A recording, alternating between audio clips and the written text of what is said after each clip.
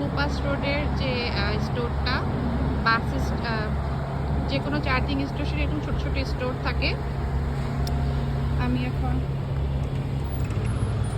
এমন কিছু নাই যে এই দোকানটাতে পাওয়া যায় না। বাচ্চাদের খেলনা থেকে শুরু করে চিপস, সব এসেনশিয়াল জিনিসগুলো এখানে পাওয়া যায়। ঠান্ডা পানি, জুসের কর্নার, ছোট ছোট স্ন্যাক্সের খাবারগুলো।